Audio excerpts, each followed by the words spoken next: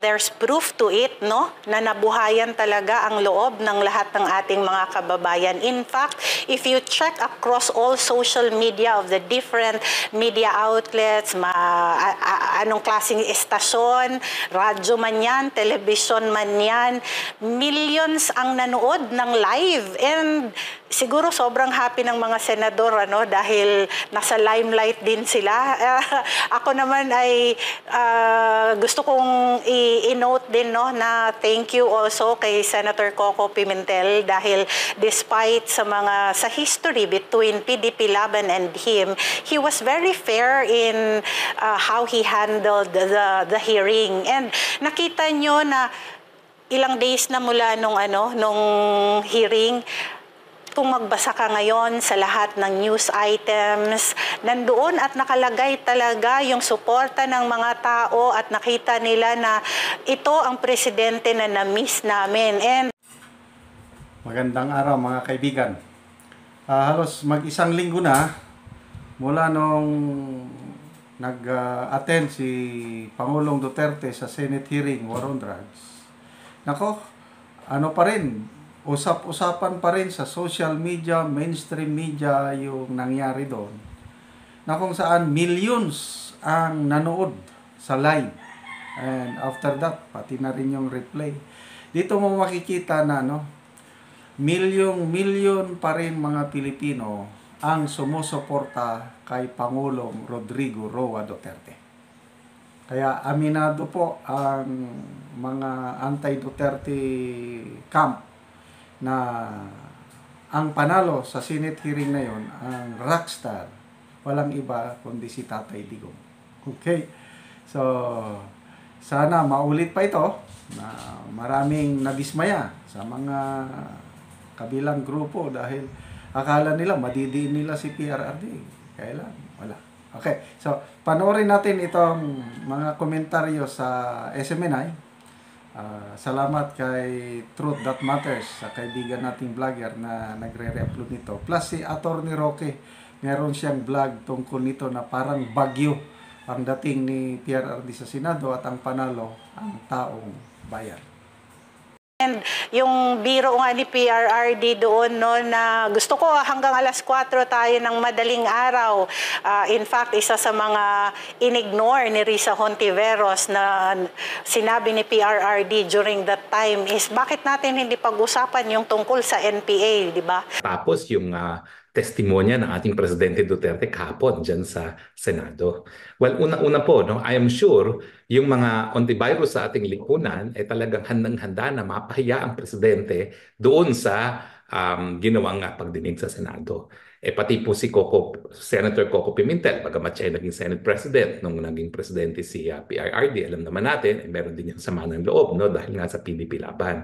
So siguro akala nila, sa wakas, mapipin down nila ang ating presidente. Pero hindi po nangyari yon. Ano ba sa tingin ko mga nangyari? Unang-una, ang biggest loser dito, si Leila De Lima. Bakit? Naku po, napakagaling po ng pagtatanong ni Senate Pro Tempore Jinggoy Estrada.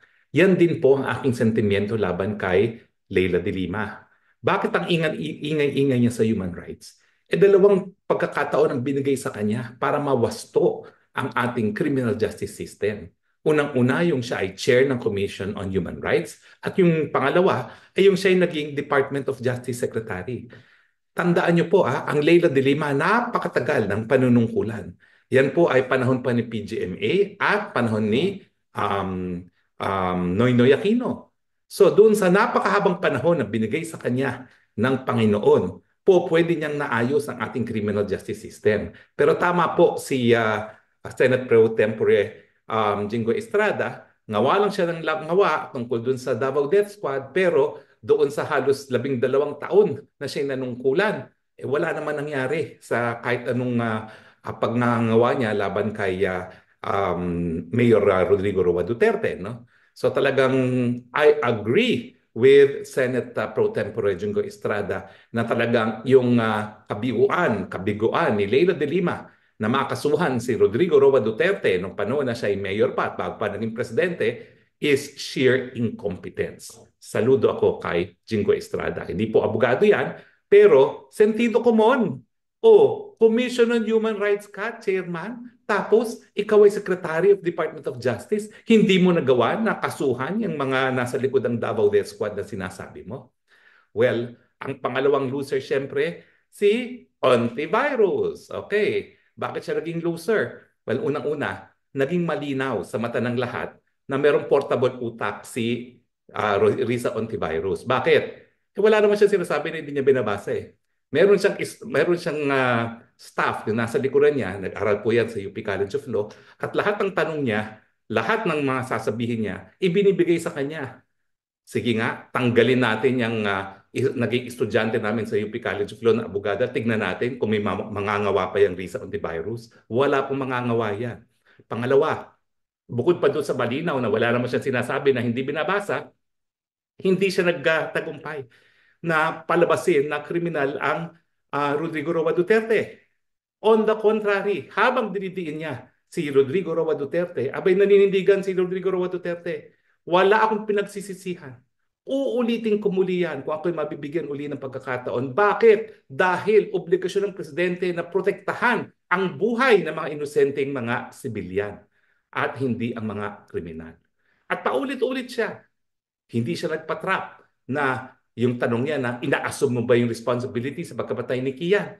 Abay, sinabi nga ni Presidente, may pagkakaiba doon sa pulisiya na all-out war laban sa droga. Pero alam ng mga pulis, dahil meron namang mga operations manual, na dapat yung kanilang gagawin sang-ayon sa batas. Paano naman niya maitatrap ang isang naging piskal doon sa usaping legal? Ang ginagawa niya, may portable utak nga siya. Kung wala yung nagbibigay sa kanya ng mga sasabihin, wala siyang masasabi. So paano niya maitatrap? Paano niya makaka-elicit ng isang confession or admission galing sa isang dating piskal? Yan yung buhay niya. Araw-araw. Nung napakatagal din ng panahon na siya ay naging piskal. At syempre naman, napakatagal na rin niyang nanunungkulan bilang isang mayor at presidente. So alam niya talaga ang batas. So nagmukhang kawawa lang si Jose Ontiveros para siyang iyak ng iyak pero wala siyang nakuha Presidente Duterte. Pero ang nagogi, una-una ang hanay ng pulis at ng ating militar dahil paulit-ulit sinabi ni Presidente, naaawa ako sa pulis at sa militar. Huwag niyong ipitin yan mga yan.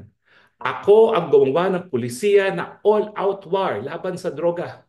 At kung sila ay tinupad yang kanilang tungkulin sang-ayon sa batas, ako lang ang mananagot. Bakit naging winner ang pulis at kasundaluhan? Kasi nga iniipit sila ng WAD Committee. Ang sabi ng iba, hindi na raw WAD Committee, TUWAD Committee.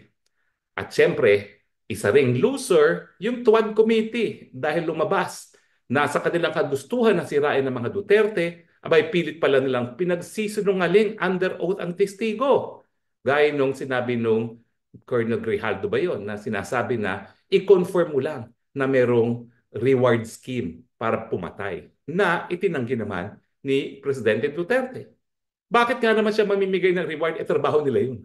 Bakit ka magbibigay ng reward sa paggagawa ng trabaho? So, yan po ay pinasinungalingan ni Presidente. Ang biggest winner, ang taong bayan. Bakit? Dahil talagang sinabi ni Presidente Duterte, ang kanyang trabaho, protektahan ang mga inosenteng mga mamamayan. Wala siyang pakialam sa mga kriminal. Doon sila magkita-kita lahat sa impyerno. Alam mo, pinaka-favorite ko doon?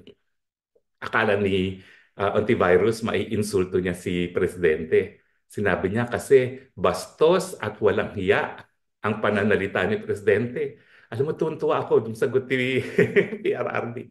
Pasensya na kayo. Talagang bastos ako at walang hiya. Kaya ako naging presidente.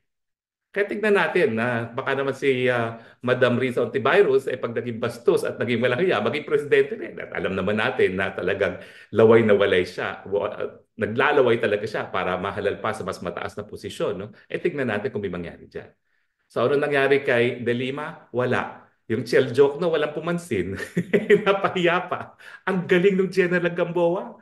Yung pagpipilitan ni joke no na yan. Alam nyo, si Shell joke no ay patunay na hindi bali palibasa anak ka ng ama mo. Ganun kang kagaling. Walang binatbat kay Gamboa. O, di ba? Agree naman kayo? O, yung pinagpipilitan niya na yung galing daw sa PNP hierarchy na ang term na neutralize ay patayin. O ayun, pinakita ni Gamboa, hindi yan totoo. Dahil ang neutralize, hindi yan automatically ibig sabihin patayin. Ang neutralize is neutralize. Common meeting. Meaning,